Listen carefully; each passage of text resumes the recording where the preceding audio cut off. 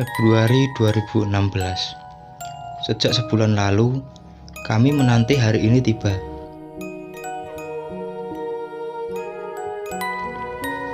Sangat sulit bagi kami untuk menemukan jadwal cuti yang bersamaan. Aku dan ketiga temanku, Ryu, Laron, dan Koteng, merencanakan penyegaran otak dengan bertualang ke dalam hutan Borneo. Tujuan kami adalah camping di air terjun yang terletak di sebuah kabupaten di Kalimantan Barat. Musim memang sedikit kurang jelas karena hari yang sangat cerah bisa tiba-tiba menjadi hujan deras.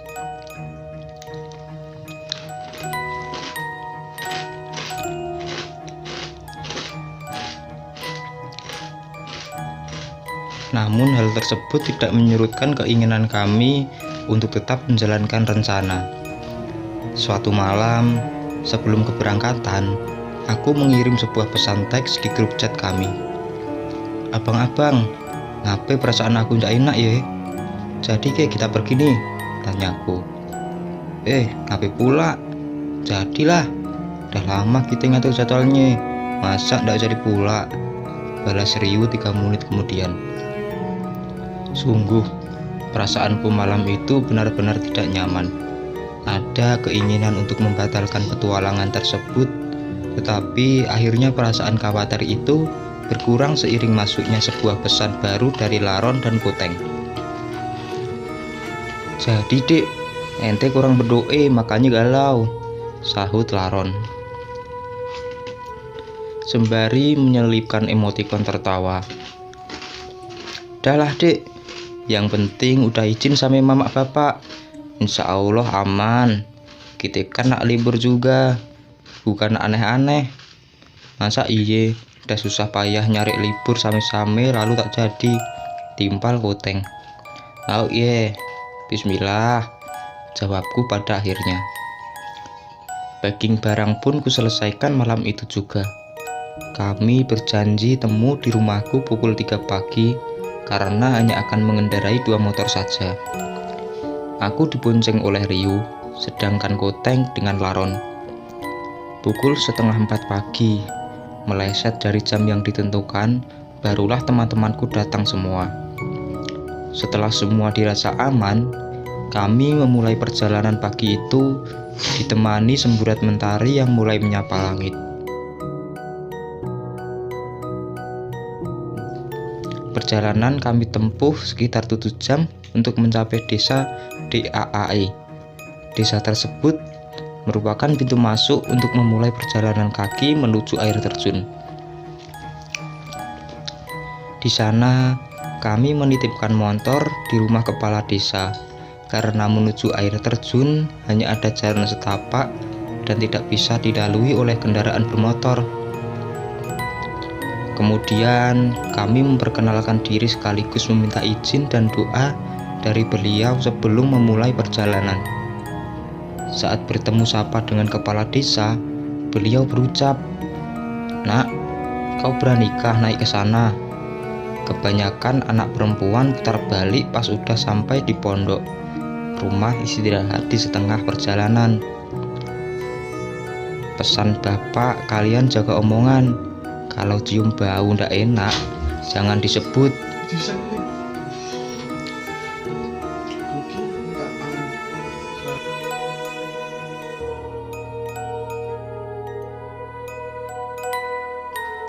"Kalau ndak tahu arah jalan, ikuti saja suara air.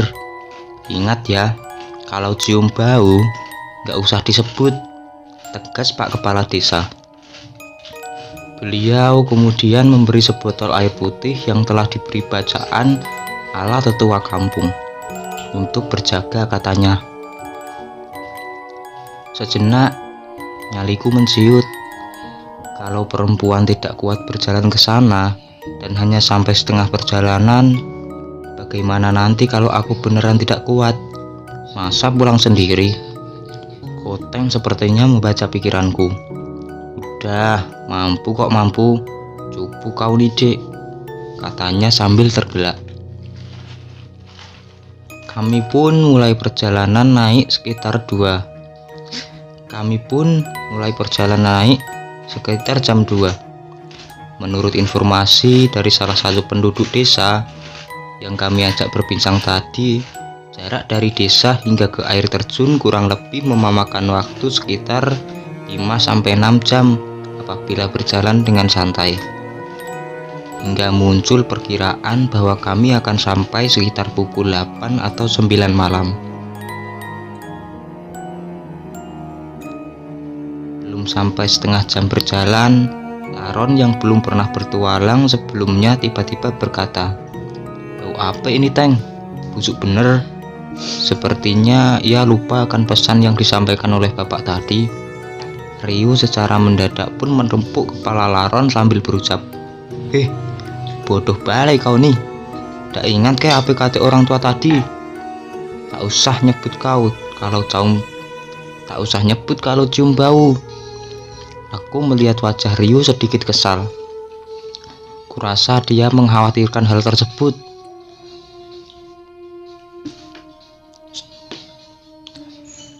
"Maaf, Pak, tak sengaja aku lupa," jawab Laron sambil terus melanjutkan langkahnya. Sekitar pukul 4:30 sore, kami sampai di pondokan. Ternyata pondokan ini berada tepat di pinggir sungai aliran dari air terjun. Airnya berwarna kemerahan khas tanah gambut. Di pondokan kami bertemu dengan seorang penduduk kampung yang sedang memancing. Koteng yang begitu antusias dengan memancing mendekati bapak tersebut. "Pak tua, nyari apa nuan?" tanya Koteng. "Bodoh kau nih nanyanya, nyari ikan lah dia," ujar Laron setengah berbisik. Pak tua yang mendengar percakapan tersebut tertawa kecil sambil berkata, "Sini Jang, banyak seluang di sini." Koteng berjalan menuju tepian sungai mendekati Pak tua. "Dah ada dapat apakah, Pak?" tanya Koteng lagi. "Ada nih, Bapak dapat 2 ekor. Kalian maukah?" ujarnya. Aku yang mendengar tawaran ikan segar gratis langsung berlari menuju Pak tua.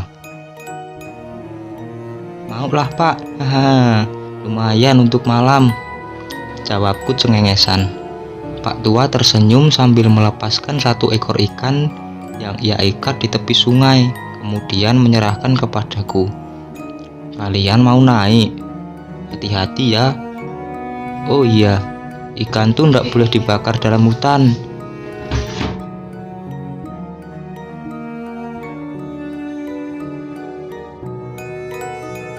"Makanya direbus-rebus ya," kata Pak tua. "Emangnya ngapa, Pak?" tanya Ryu. "Pantang bakar seluang dalam hutan, nak. Kalau kata kami orang kampung, bakar seluang di hutan bisa manggil penghuni dari alam lain. Terserah kalian mau percaya atau enggak. Cuma tolong dihargai, Cak," lanjut Pak tua. "Oh, ya Pak, siap," sahut kami kompak. Waktu menunjukkan pukul 7 malam.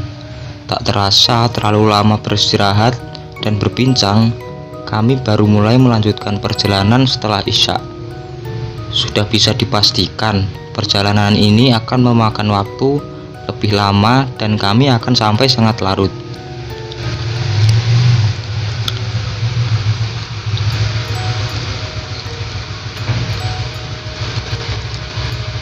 Berada dalam hutan pada malam hari cukup membuat kami merasa was-was. Ditambah lagi napas terasa cukup engap karena menggendong tas gunung yang lumayan berat dan juga harus berbagi oksigen dengan tanaman hijau.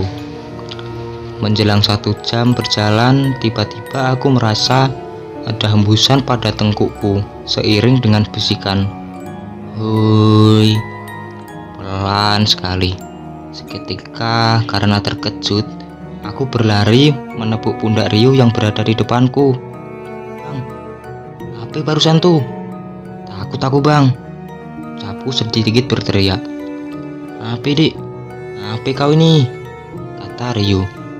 Koteng yang berada di belakangku yang melihat aku ketakutan langsung menyambung obrolan. denger Keo. Ada yang bilang, "Oi, tadi tuh." Tapi macam bisik-bisik. Tukas Koteng. Belum sempat Rio menjawab, tiba-tiba pandangan mataku mengarah kepada sebuah pohon berukuran besar, namun sedikit rindang. Badanku kaku, lalu aku terduduk di tanah. Kulihat rambut aut-autan menjuntai dari sebuah dahan pohon tersebut. Rambut yang begitu panjang sampai menyentuh tanah. Entah kenapa mataku tak bisa kualihkan dari sana. Seolah terhipnotis, pandanganku terus mengarah ke atas dahan hingga terlihatlah sosok perempuan pucat tanpa busana dengan kepalanya yang merah. Matanya melotot ke arah kami. Laron dan Koteng kebingungan, seolah tidak melihat apa-apa. Sementara Rio, satu-satunya orang yang peka dengan hal-hal berbau mistis, langsung mengambil air putih dan mengusap wajahku. Setelah itu barulah aku sadar dan menangis karena takut.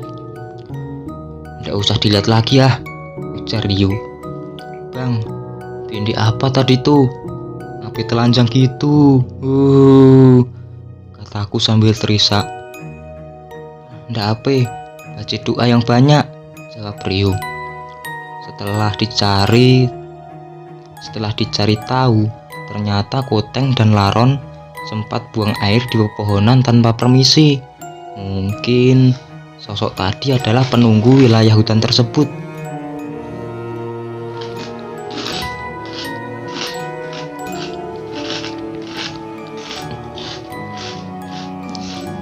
Setelah merasa sedikit lebih tenang, kami melanjutkan perjalanan.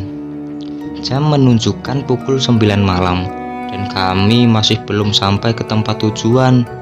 Ditemani cuaca yang mulai gerimis, juga lintah-lintah yang menggerogoti kaki. Bau tanah serta dedaunan basah membuat kami semakin sejuk dan berhasil membuat jemari kami mengkerut. Perlu diketahui bahwa berada di dalam hutan kali ini tentu saja tidak ada sinyal telepon. Namun, yang terjadi pada kami cukup mengejutkan.